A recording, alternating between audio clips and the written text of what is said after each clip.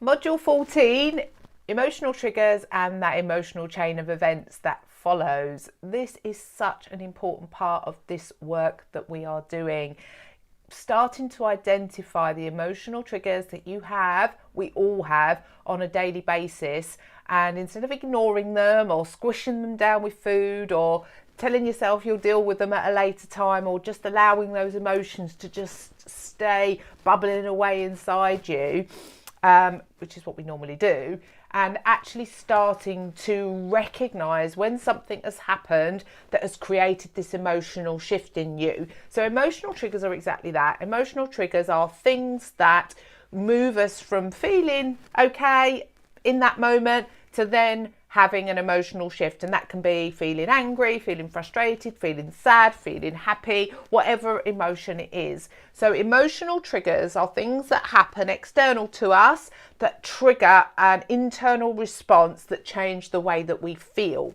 And cognitive behavior therapy is all linked into the way we feel, the way we think, and the way we act. So part of this trigger work is about exploring our thoughts, our feelings, and our behaviours, but it's also about understanding what is the driver, what drives and what kicks off that chain of events, which is feelings, thoughts, beliefs, actions. So this week's module is run a little bit differently. There is still a workbook attached to this, but I'm going to be doing the training, if you like, actually in the video. So if you print your workbooks out, I would say go over, print your workbooks out, or have it available, because I'm going to talk you through the techniques that I'm going to teach you. Now, these techniques feel a little bit clunky at the start, but the more you practice them, the more you make the time to recognize when you've had this emotional shift in your day, whether that's through, I had a day yesterday where we're supposed to have a car delivered today, and we got an email to say it's not coming until next week, and trying to sort that out, trying to actually reach a person on the phone took me nearly 3 hours, and the stress that I was experiencing, which is really unusual for me. So that was an emotional trigger. I went from feeling absolutely fine and until I read that email, and then I couldn't get hold of them. So I spent a little bit of time last night actually sitting there and exploring what that was about for me, and that really touched my not being seen and not being heard stuff, and that frustration I used to feel as a kid. So my emotional response to that situation was probably a bit out of context, and it's not the first time. We're going to this world of online, aren't we? So it's much, whilst you get a slicker process up front because it's automated, the actual being able to speak to somebody about a problem gets harder and harder, and that really frustrates me, and that invited me into a really turbulent level of stress, and I had to really sort of step back from that and take some time to work through exactly what I'm going to teach you today, because it's a really, really valuable process to learn. But the more you practice it, the less clunky it becomes, and it becomes a technique that you go to the moment you notice the trigger, because that's the ideal. The ideal is that you get to the point that if you notice that someone or something has created an emotional shift in you, that you learn to be able to almost press pause at that moment and step back rather than trigger, react, which is what we often do. And that in that moment of reaction, the brain has kind of just created a story. We haven't taken the time to press pause and actually step back and think about what we're thinking. It's like trigger, feeling, thinking, react. There's just no time. We've not allowed ourselves any time to sit back, that whole count to 10 analogy. And this technique that I'm going to teach you today is going to encourage you to have a method of being able to press pause and not react in the moment, and to actually process what is going on for you, which is hugely, hugely valuable. Also, as we start to do some of the other work that we're doing, the ideal is as you start to become less reactive to things, and so you feel calmer, and when we feel calmer, we're less likely to be triggered in the first place. So the more you do this work, it's going to help you up front in terms of you're going to feel calmer, therefore you're less triggered, but also when you are triggered, you are going to have a way of being able to settle yourselves down. Not 100% of the time, because we're human and it just doesn't work like that. But the more you do this, that percentage will get the percentage of you trigger and reacting will get less and less. So today what I'm going to teach you is I'm going to teach you the backward step technique, and I'm also going to teach you the emotional chain of events. So once we're triggered, that chain of events that often follows, which then leads into a behaviour. So when we start to think about our coping mechanisms, food, alcohol, shopping, sex, gambling, all of these instant gratification things that we turn to make ourselves feel better, to cope. Sometimes they're punishment, you know, it depends what side of the camp that you're on, but being able to clearly see the stages that you're going through that lead out the other side to an unhelpful behaviour is going to be so powerful for you. So let's start by talking about the backward step technique, and later in this video I will actually be completing a backward step technique with you and also show you the chain of events as well. So the backward step technique, what that's about, what I want you to use as an example is the last time you overate or ate in a way that was kind of against the way you want to be eating, or choose a situation that the outcome wasn't quite what you wanted, okay? And when you print out your form or you do it online, you'll see like 5 boxes. So the first column on the template that's in your workbook, the first column is the backward step technique. So in that first box, I want you to write down the situation that happened. So my situation was I'm sat in the car at Tesco's eating a couple of cakes, okay?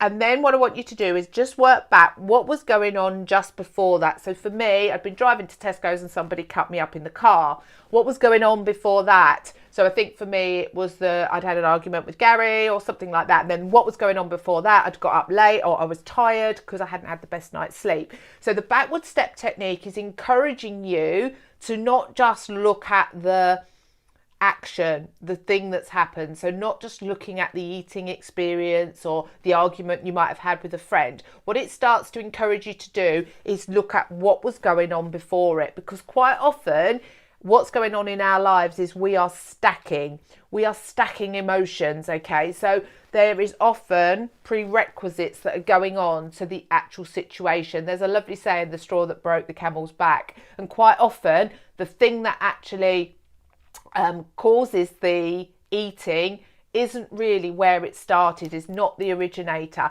So the backward step technique is just a way of starting to get you thinking a bit bigger, starting to think about, okay, why did this happen? Because quite often what happens when we overeat or we do an eating thing is we judge and label that eating event. We judge and label ourselves. So we stay very stuck in the actual eating event itself, and we go round in that guilt and shame cycle. And what I'm trying to encourage you to do with these techniques is actually start to go, okay, why has that happened? So the backward step technique is about teaching you to actually start to think, okay, what was going on before that? What was going on before that? And to backtrack to those 5 steps if you can. It might not be, you might get to step 3 and go, wow, that was the thing. Okay, so what we're starting to do is we're starting to flush out the root causes. And it's when we start to look at the root causes, we start to actually look for solutions for the root causes, not for the eating event itself. How much time do we invest trying to not overeat, but it still happens? Because the overeating is a symptom, it's not a problem. The overeating happens as a result of as a coping mechanism for the other things that have been going on leading up to it. Hopefully that makes sense. So that's the backward step technique, and like I say, I'm gonna walk through that with you. So let's now look at the emotional chain of events. So this diagram represents the emotional chain of events, and you'll notice it's represented by the links of a chain because that's kind of what it's like. It is like the links of a chain that we go through when we have experienced an emotional trigger. So the first point of the chain there is the triggering event, which we've already talked about, and you've had the opportunity to do and work through a backward step technique, and I'm going to talk a little bit more about that and actually talk you through a whole chain of events, so as you've got an example there to use when you start to work through your own emotional chain of events. So once we've been triggered, what happens is we have feelings alongside that, and we call that the experienced emotion. So when something has triggered us, whether it's made us angry or upset or happy, we have an emotional experience. Okay, That emotional experience then links into what we call the negative emotional message. And every emotion that we carry holds an emotional message. What that means is when we experience a feeling, the brain attaches a message or a meaning to that feeling. Okay, so I'm now going to take you to another diagram, and this one represents the whole sequence of events, and I want to talk you through as an example. So you see in this example here, you've got in the first column, you've got the triggering events. So that is the backward step technique, the 5 steps that you go through when you notice that you've been triggered. So in this instance, I'm using the initial trigger as I'm sat in the car and ate 2 cakes that I bought while shopping. So that was the experience of the last time that I overate. And when I actually sat and worked back through the backward step technique, just before someone had cut me up in the car on the way to Tesco's. Before that, there was no food in the house for tea. Before that, I'd had an argument with my partner. And before that, I'd had a bad night's sleep. So in this first column, I'm just tracking back the things that were going on prior to the eating episode where I sat in the car and I ate 2 cakes. The next step of the chain is the emotional experience. So what I'm inviting you to do here, and there is a blank one of these sheets that have been posted in the group. So the next step is to actually sit down and just off the cuff answers, write down the feelings that you were feeling as you were experiencing each of those steps of the backward step technique. So for me, when I was sat in the car, I was feeling angry, sad and lonely. And then when someone had cut me up, I was angry and I felt invisible. When there was no food in the house, I felt furious, tired. I was pretty fed up because it's not the first time that had happened. When I'd had an argument with my partner, I felt quite hopeless and unimportant. And then when I'd had a bad night's sleep, I felt tired and irritable. So alongside the triggering event, we have this emotional experience. So this is your opportunity to just sit down and write down the feelings that you were experiencing alongside each of those events. Now, remember, the emotional message is the meaning that we give to those feelings. So these were some, in the next column, in the third column under emotional message, these were some of the messages that I was assigning to those feelings. So no one cares about me. I have to do everything myself. In the second example, everyone takes advantage of me. People think they can just treat me how they want. The emotional message for number 3 was I am the only one who does anything around here. I'm taken for granted. So from this message, you're starting to get a feel for how automatic. So the triggering event leads to a feeling, which then leads to this emotional message. And you can see by the tone of some of these emotional messages how they can really feed into a really distorted way of thinking. Back to me. So by exploring and connecting those links that are currently leading you into some of your unhelpful behaviours, you can start to change them. You can start interrupting them. So what we're starting to do at the start of this video, I talked about the trigger and reaction, and there being very little time in between the trigger and reaction. What the backward step technique and the emotional chain of events is going to give you is that pause. It's going to teach you a way of being able to press pause at that moment you notice that your emotions are disturbed, and to actually then step back and take some time to actually work through what's really going on for you. As humans, we work on autopilot, and so we have to, these exercises are like training for your brain, a bit like if you want to get stronger physically, you go to the gym.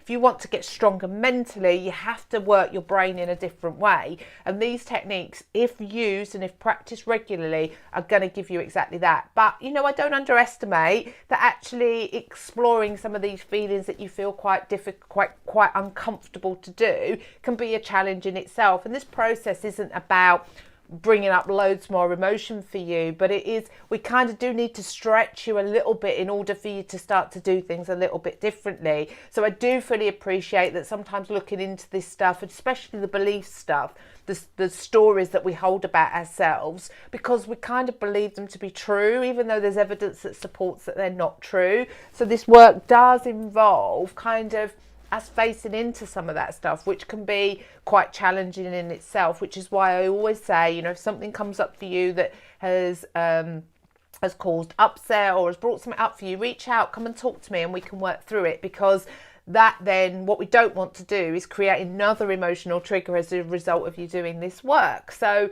it is about being able to just work through this stuff and to actually deal with what comes up for you. So in next week's module, in module 15, we are going to start exploring emotions in a deeper way. So that is all going to help. So alongside these techniques, if you also have a way of being able to have access to a bigger emotional language, that's going to be really helpful for you. So enjoy this week's training, and I'll see you all soon.